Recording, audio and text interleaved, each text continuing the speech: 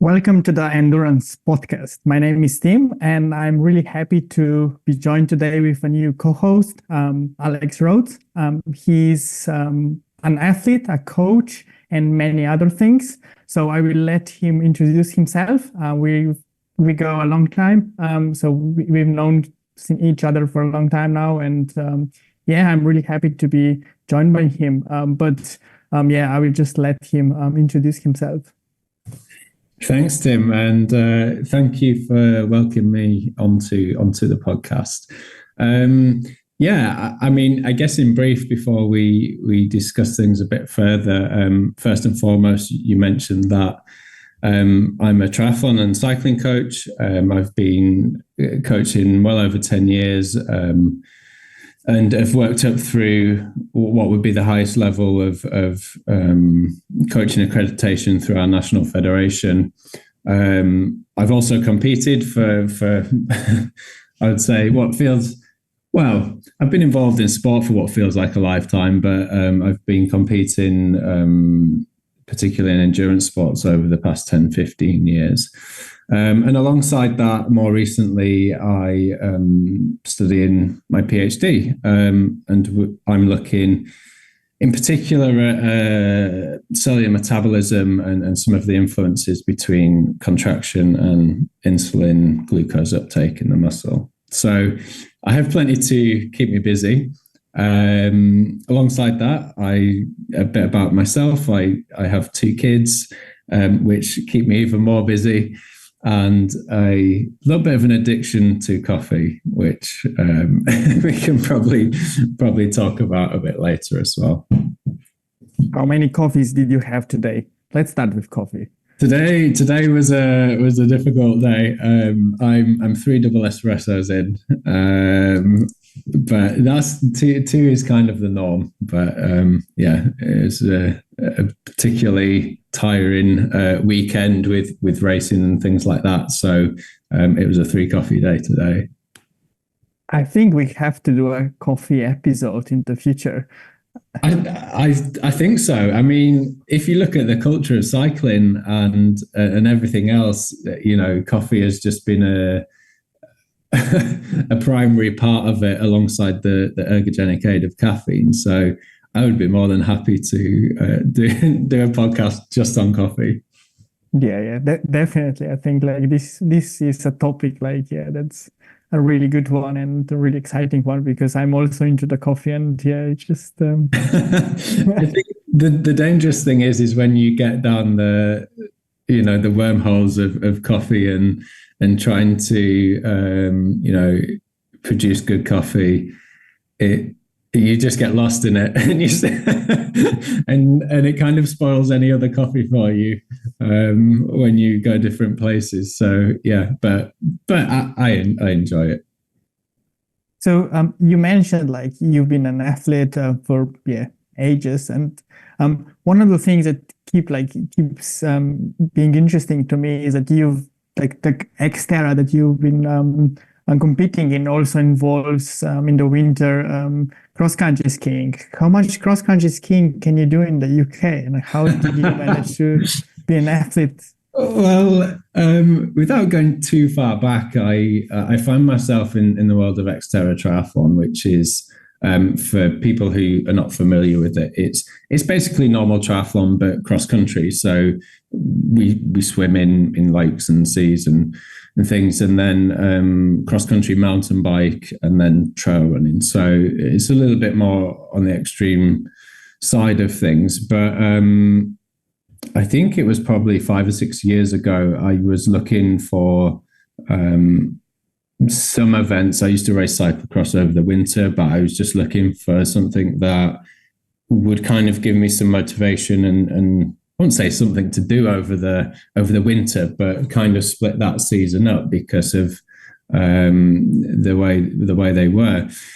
And I just find myself coming across winter triathlon, which is you start off with cross country running, you then mountain bike on what is usually piste, but in some cases it can be a bit muddy, a mixture of kind of traditional cross-country mountain biking, and then you'd finish with cross-country ski. So that kind of made me excited. At that point in time, I'd done very little cross-country skiing, and I took it upon myself, as it was mainly part of trying to do some things over the winter that were cross training and split that training dynamic up to keep things fresh for the season.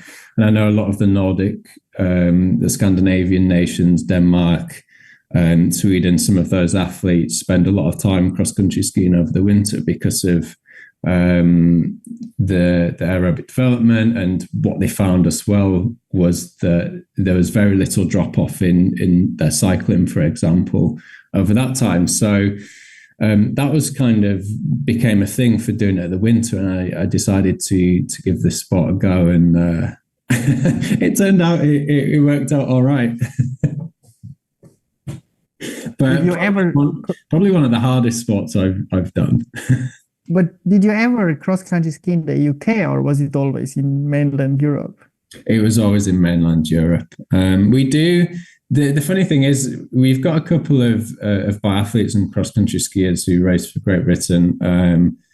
But you've got to, there are some places in the season up in like Scotland and places which are accessible. But I live in the south of the UK, and it's actually quicker for me to drive to the Alps than it is to get to Scotland because of the roads. So it was a bit like, well, I can either go down to, like the Chamonix region and the Alps, or I could go up to Scotland where the weather's really bad. You might not get good snow and it'd take the same amount of time. So yeah, I just started every season in the winter going on. It was almost like on vacation, but I go cross-country ski for a few weeks.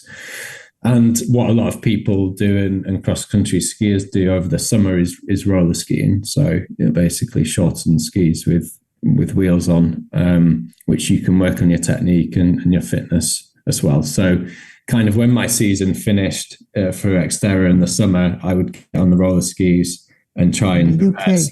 Yeah. As long as you find the right place.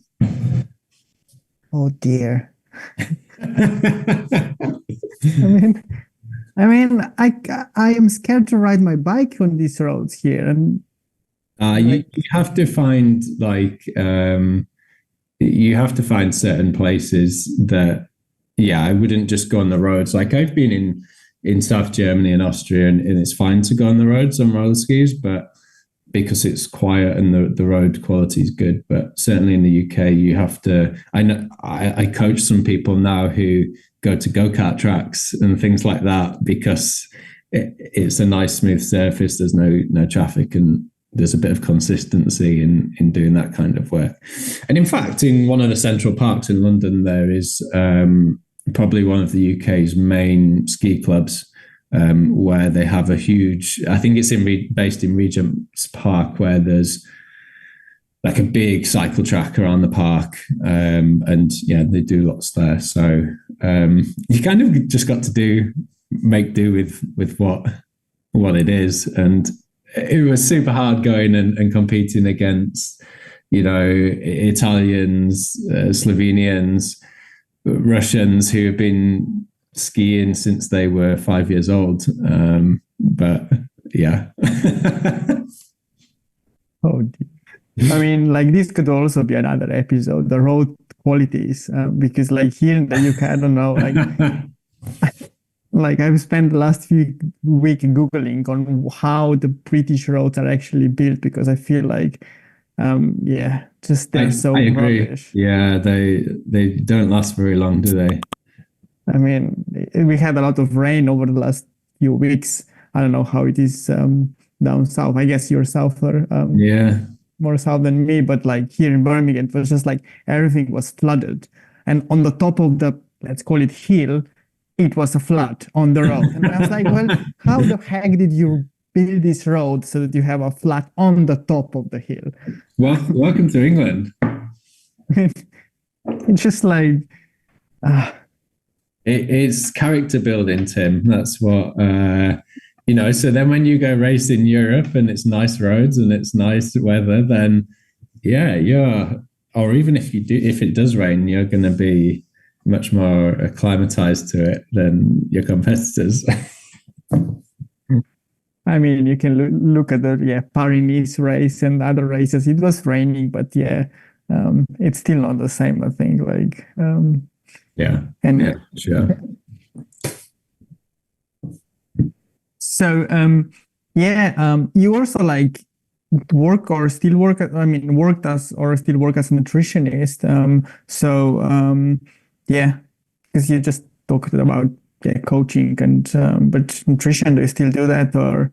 Yeah, so obviously not to a degree of your expertise, but I've studied it over the past 5 years through kind of postgrad level, and some of it related into I did a master's in research after that with nutritional aspects. So it was mainly an avenue that was of big interest to me, and been coaching a long time.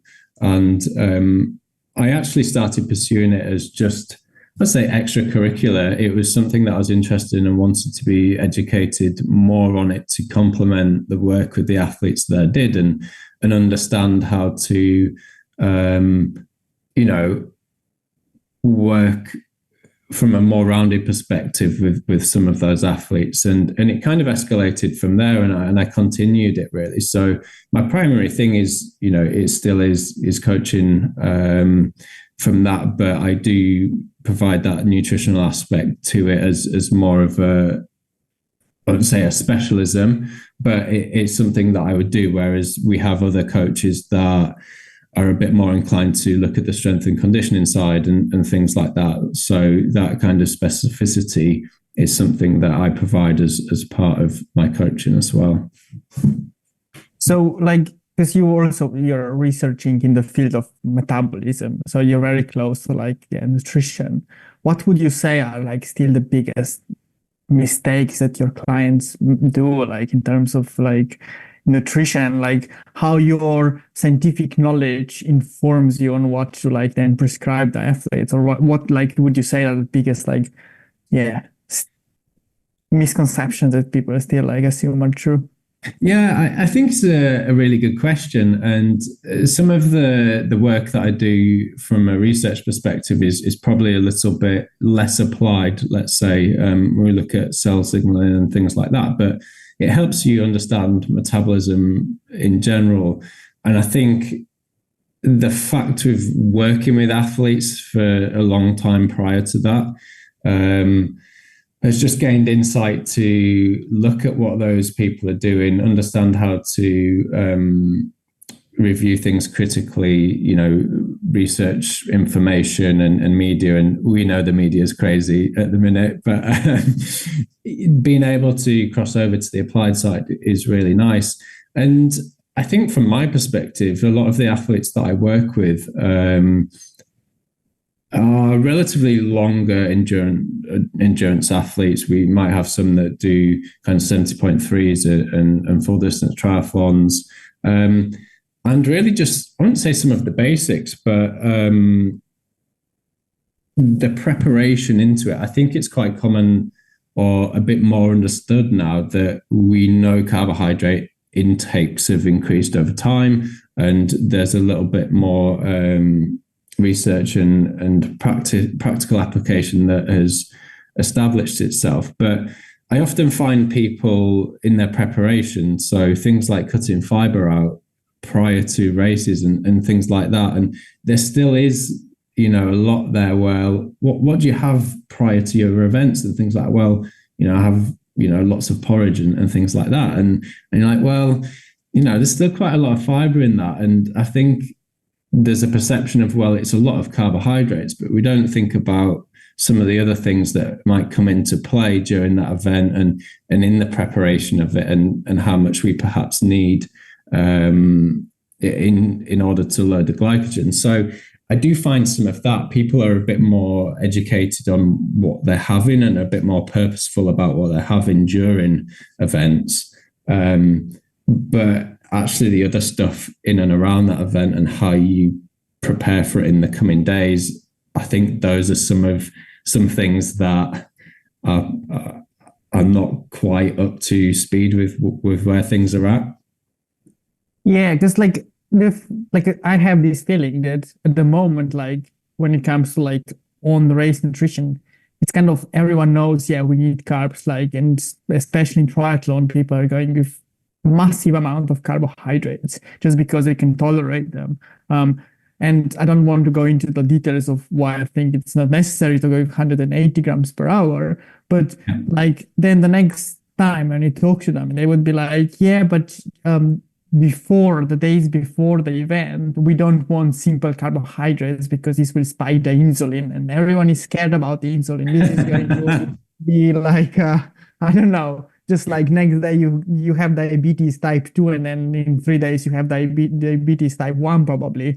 And it's just like you want to avoid insulin spikes. And then so I'm like, well, you need to glycogen load with like simple carbohydrates, not like massive amounts of fiber, but also salt. Like you see people like, yeah, carbohydrate loading with, yeah, fat, fiber, and salty foods. And then you're like, people feel sluggish on the day of the event, and they're like, yeah, glycogen loading didn't work. Yeah, obviously it didn't work because you were just like eating everything you didn't need to. I don't know how you feel about this. Yeah, I completely agree. And I think that's some of the thing, like I was just saying, I think that's some of the things that I end up working with a bit more with athletes as opposed to what they're taking during. And yeah, there are occasions where people are just not accustomed to taking the amount of carbohydrates that we want to, but people are usually on board and usually a bit more clued up in doing that. But yeah, like you say, understanding what foods we should be eating prior, and like you say, the composition, not just, well, all right, we know porridge oats has carbohydrates in, but it also has a lot of fiber and it has some fat. So is that really the best option prior to, you know, an event that might last 9 to 15 hours? And then there's some of the things about what people are having for those kind of longer endurance events. And people tend to want, well, I can't stand gels for that period of time, or I can't stand this, so I need some solid food. And then what I commonly see and then have to work with is, well, we have oat bars and things like this. And it's a bit like, well, that is also not going to help, even though it's carbohydrates. But again, we're, you know, looking at fiber and fat content and things like that. We might feel a lot more comfortable if we went down a different avenue. So yeah, I wouldn't say they're basics, but some of those key principles in what we're eating and what the composition of that food is what I see a lot, rather than saying, you know, right, we need to hit 60 grams an hour, or we need to hit 90 grams an hour, or, you know, 120. Then I think people are a bit like, okay, yeah, I can do that. But actually what that looks like in terms of real food is probably the key area that I find myself working with people on over the past few years. I had the other day, I was giving a talk to a Slovenian cycling club about sports nutrition. And it was basically like, it's really amusing to me. And there were like cyclists, and then there were like the club officials there. And I was telling the riders, yeah, you need carbohydrates before, during, and like loads of like simple carbs. And then these old people, and they were just telling me, like, in the end, prepared to argue with me that you don't need these carbs. This will make you like insulin resistant, and in the long term will impair the health, and that they really care about the health of their riders. And I was, well, like, the world's best cyclists are doing that. Yeah, but nobody cares about their health. And it was just like, you know, and I was like, come on, is it better to be in energy deficiency, or is it actually better to be eating what you need on the day or in the days before?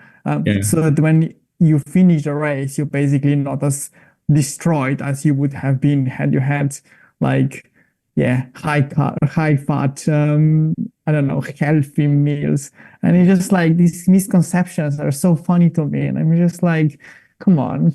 And it's funny, isn't it? I think what people don't necessarily understand in the general public, and this is kind of one of my, I wouldn't say my go-to things, but a thing that I like to think about is everything has context.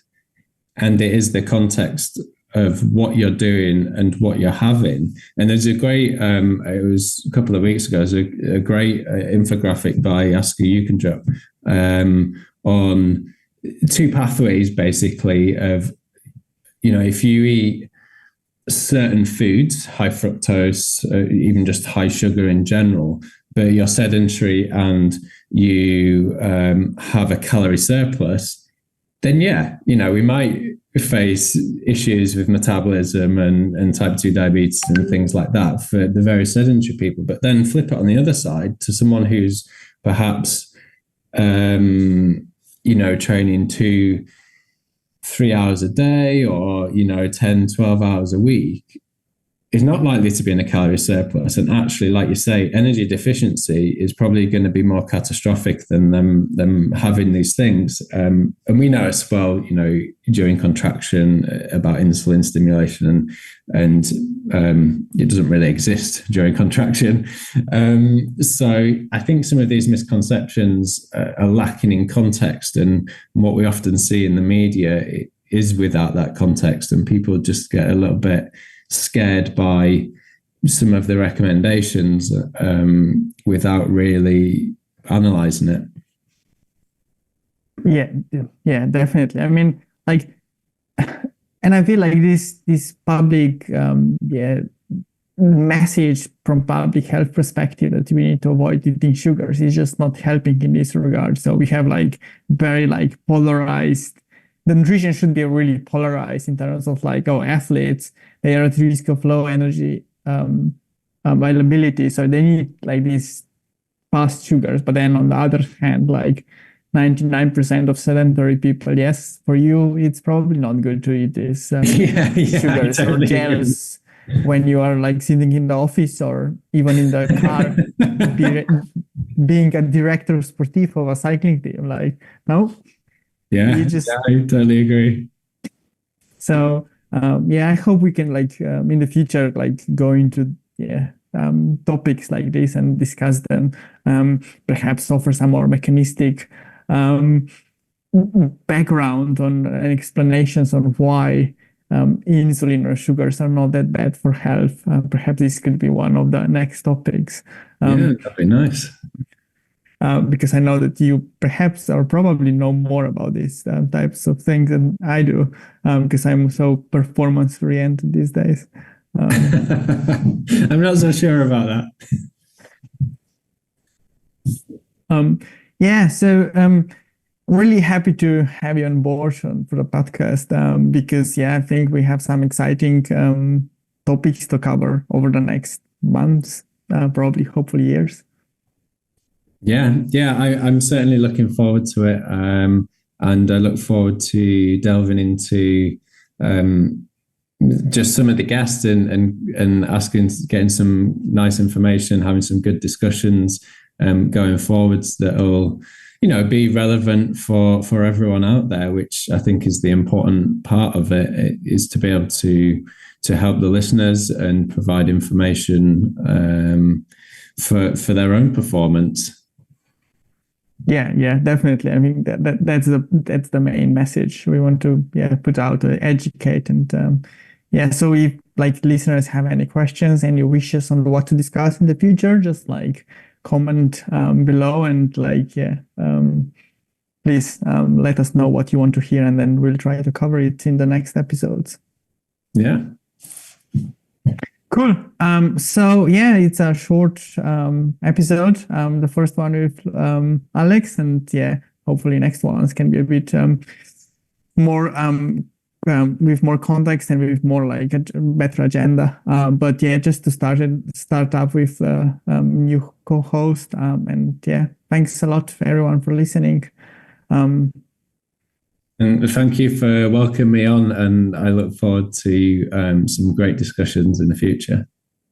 Cool. See you in the next one. See you soon.